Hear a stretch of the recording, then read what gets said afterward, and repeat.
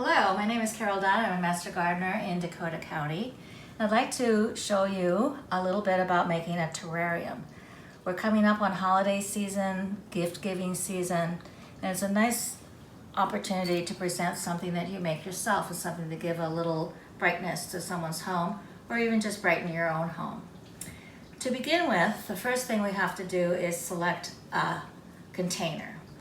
Many containers can be used. If you're going to call it a real terrarium, you would pick something that has a lid.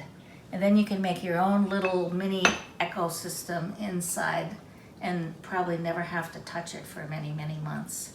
Or you can just make a dish garden, something that is open. I would suggest a wider opening if you're doing a succulent type garden, but for green plants, any shape will do. You just have to obviously minimize the amount of plants that you would put in each one, depending on the size of the container. The materials that you need to collect are, at the bottom of the terrarium, you're going to put gravel. And this is easily purchased in a bulk situation like this at a craft store, or you can even go to the pet store and buy aquarium gravel. You can pick colored gravel if that's your thing. I like to go the more natural route, but gravel is available in many, many places. Just use your imagination. Soil, of course, is needed. When you are doing a small terrarium, the plants come with a significant amount of soil around them, so not a lot of soil is needed. You just want to fill in the spaces in between the plants as you plant them. More materials.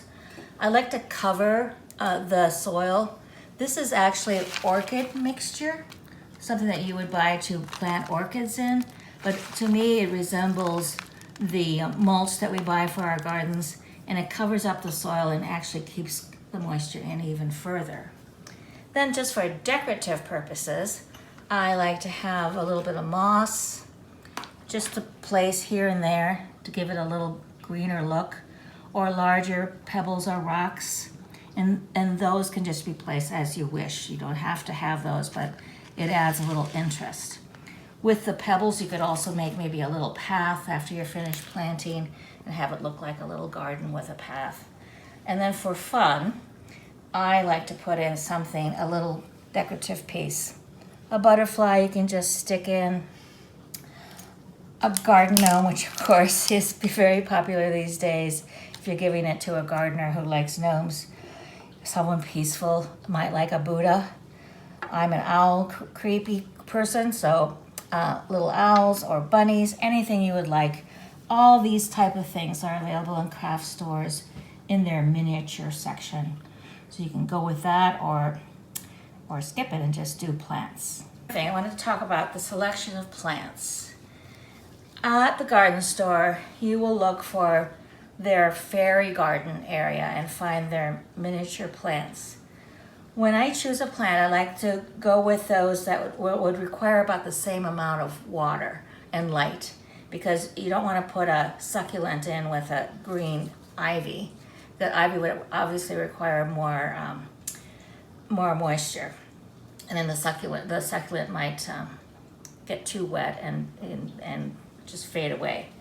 So I go with something that's a little tall, something that spreads and will stay low and can go across the bottom. And then for fun, for fall, I have chosen a little colorful flower plant. That can be optional too. You could just use another green plant in that case. But these are fun to use. And when the flower, when it stops flowering, you can just chop off the flower and leave the plant in its place or replace it. My motto as a gardener is, no plant will live forever. No gardening project will live forever. So if you have to swap things out midstream, that is perfectly good. You're learning and you're contributing to the garden stores. So to begin with, we're going to put gravel at the bottom. We're going to want to put about an inch at the bottom of your vessel, so that will improve your drainage and provide an opportunity for any excess moisture, I'm probably making too much noise, for any excess moisture to drain away from the soil. All right, let's spread that around evenly. That should do it.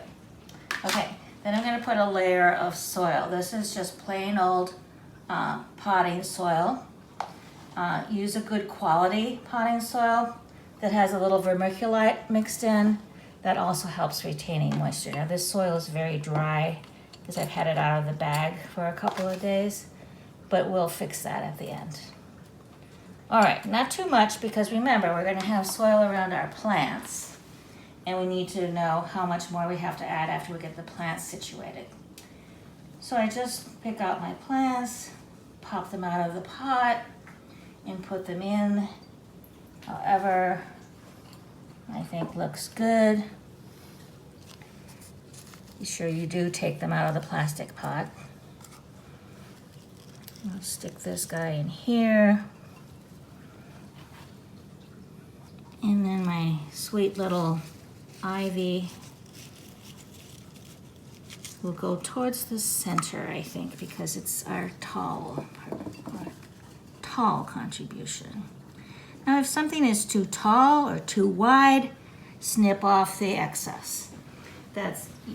It'll grow back. You don't need the whole plant. For example, this one that looks, I don't know what kind of plant it is. It looks kind of minty, but it's not mint. Had a real long piece that I knew wouldn't fit in this container. So I just cut it off, and I'm actually trying to root it and have another plant for another terrarium at some point. Okay, so then what we're going to do is fill in the rest of the space with more soil. Don't worry about getting the sides dirty. We can spray that down at the end. I'm not going to make this perfect, but you get the idea. We're covering up the bottom, filling in the spaces between the plants.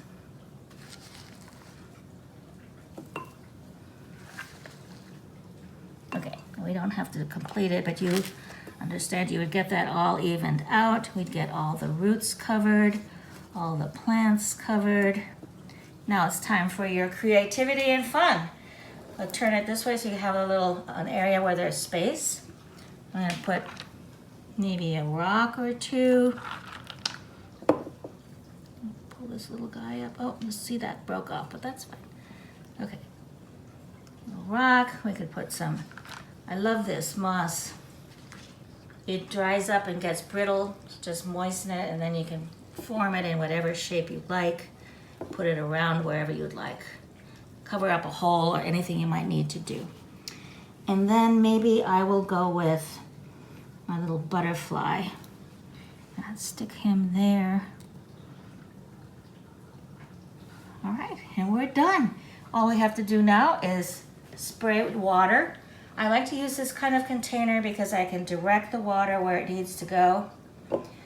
I didn't put the mulch on, but that's because I haven't finished the soil. But the mulchy stuff you would just put anywhere there's soil exposed. And that will also help you with controlling the moisture. Okay, so then a little bit about watering. So we're going to water because we know that soil that we added was very dry. We don't want to overwater. You have your layer of gravel at the bottom, so it's a good practice to look as you water to see if there's any water collecting. So far we haven't gotten any yet, but if there's any water collecting, you need to stop. And what you're trying to do is eventually, it's not going to happen right away, but eventually you're going to try to make your environmental system by closing the lid. It will make its own moisture. It'll rain. It'll get moist inside. Then you will uncover it for a few days or until that condensation leaves, and then you can cover it back up until your condensation stops being produced. Or you can just leave it open and then water it as required. So happy gift giving. I hope this helps. I hope you can find some fun containers. Go to garage sales. Glass containers are available again at craft stores in their glass section. They have all kinds of different shapes and sizes. So you can pick some out and go pick out your plants and go for it. Have a nice gift to give or give yourself a nice gift. One more thing about the plants. These little plants at the garden stores have become very, very popular because of the fairy garden phase. So one way to save a little bit of money is to go to your house plants. I have 2 examples here. This house plant is notorious for making small baby plants. Very easy to remove one of those and use that as a plant in your terrarium. You just dig it out, leave some roots, and then plant it in.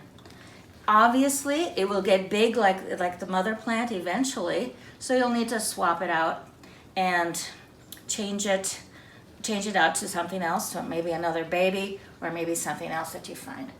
My spider plant produces tons of new plants.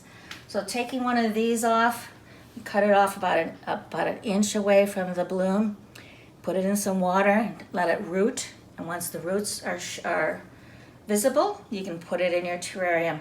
Saved yourself $5 on having to buy a plant for your terrarium.